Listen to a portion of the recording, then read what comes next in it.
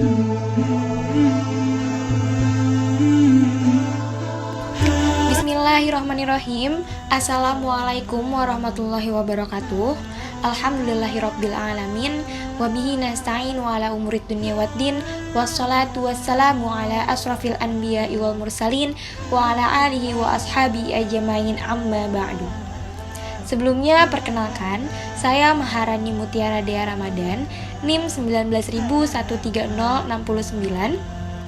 Di sini sebelumnya saya ingin berterima kasih banyak kepada Bu Husnul Khotimah selaku dosen pengampu mata kuliah Akidah Islam. Kemudian saya juga berterima kasih kepada teman-teman seperjuangan saya. Sebelumnya izinkan saya untuk membawakan sebuah materi yang berjudul Bertakwalah kepada Allah dengan sebenar-benarnya takwa. Sebelumnya seperti yang kita sering dengar nih, bahwa Allah itu sesuai prasangka hambanya. Sesungguhnya, di antara prinsip agung dalam agama ini adalah berprasangka baik kepada Allah, karena Allah sesuai prasangka hambanya. Makanya Allah gak pernah menyia-nyiakan harapan kita kepadanya. Allah juga gak bakal kok menyia-nyiakan amalan yang udah kita perbuat. Makanya Allah akan memberikan balasan yang sebaik-baik mungkin untuk kita. Sesuai hadis sahih yang diriwayatkan oleh Al-Bukhari dan Muslim dari Abu Hurairah radhiyallahu anhu bahwa Rasulullah sallallahu alaihi wasallam bersabda, "Yaqulullahu ta'ala ana inda dhanni 'abdi bi." Artinya apa? Allah Ta'ala berfirman, "Aku tergantung prasangka hambaku kepadaku." Gak cuma itu, Allah juga bilang, "Aku tergantung prasangka hambaku kepadaku, silahkan dia bersangka kepadaku dengan apa yang ia inginkan." Yang kemudian dijelasin lagi dalam sebuah hadis yang diriwayatkan oleh Abu Hurairah radhiyallahu anhu bahwa Rasulullah Shallallahu alaihi wasallam pernah bersabda, Allah Subhanahu wa taala berfirman, "Aku tergantung prasangka hambaku kepadaku, kalau ia bersangka baik kepadaku, untuknya kebaikan. Kalau ia bersangka buruk, untuknya keburukan." Jadi teman-teman yang dimuliakan oleh Allah, seseorang itu mendapatkan apa yang ia prasangkakan kepada Allah.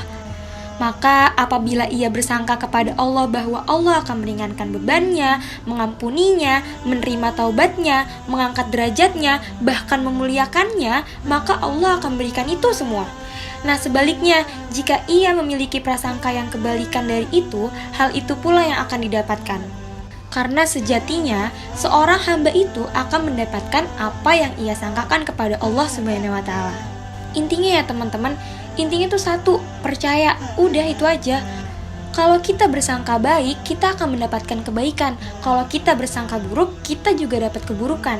Nah, sesungguhnya prasangkaan baik kepada Allah adalah sifat yang sangat mulia.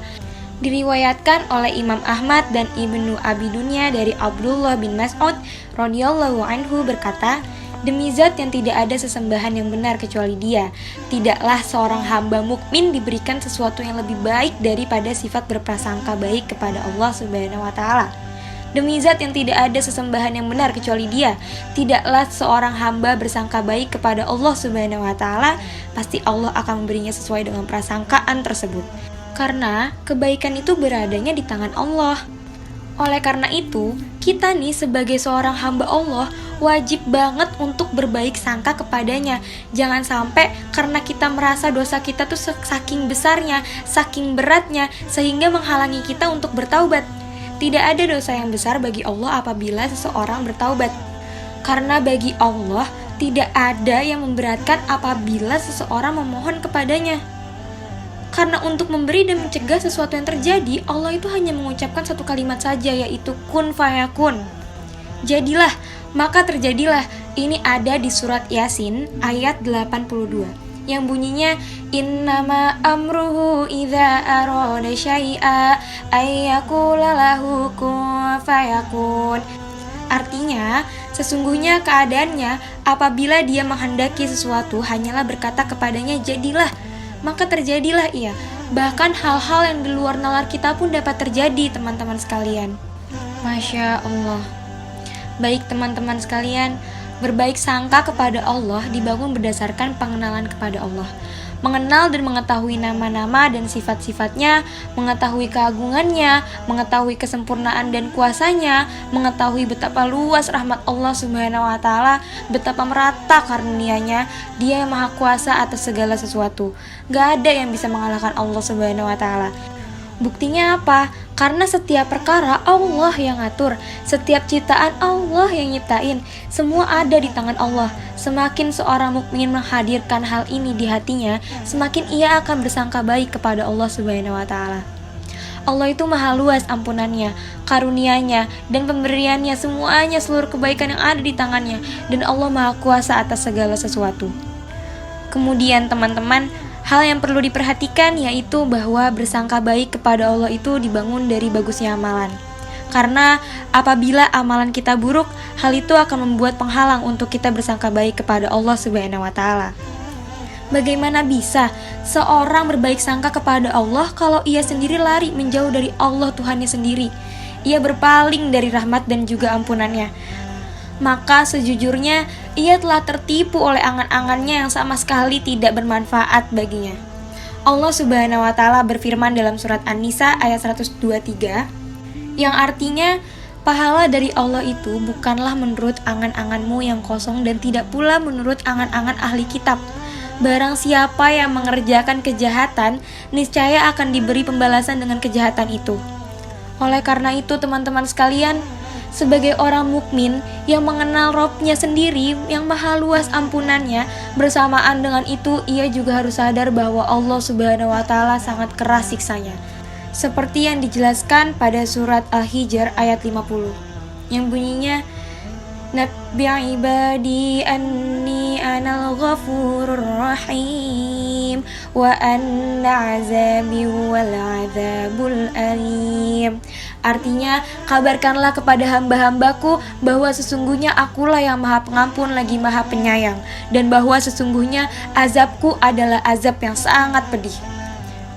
Baik teman-teman, berkaca dari surat tersebut, ada baiknya kita sebagai seorang hamba menasihati diri kita sendiri, bersungguh-sungguh untuk memperbaiki diri kita sendiri, memperbaiki amalan kita sehingga akan membuahkan hasil, yaitu bersangka baik kepada Allah. Kemudian, supaya kita menjadi orang yang beruntung dan memasuki amalan yang mulia sehingga dapat berprasangka baik kepada Allah Subhanahu wa Ta'ala, marilah kita bertaubat seperti firman-Nya pada surat Nur ayat 31 yang berbunyi, Watubu ilallahi jami'a ayyuhal mu'minuna la'allakum tuflihun. Artinya, dan bertaubatlah kamu sekalian kepada Allah, hai orang-orang yang beriman, supaya kamu beruntung. Baik teman-teman yang dicintai oleh Allah Subhanahu wa Ta'ala, mari kita mengadahkan tangan untuk memohon ampun kepada Allah Subhanahu wa Ta'ala atas segala dosa yang kita miliki, atas segala kesalahan yang kita perbuat, dan semoga Allah menunjuki kita jalan yang lurus dan mengampuni semua dosa-dosa dan juga kesalahan kita. Amin ya Rabbal Alamin. Baik teman-teman sekalian yang dirahmati oleh Allah Subhanahu wa Ta'ala, sekian sedikitnya materi saya yang saya sampaikan. Kurang lebihnya mohon maaf. Wabillahi taufiq wal hidayat. Wassalamualaikum warahmatullahi wabarakatuh.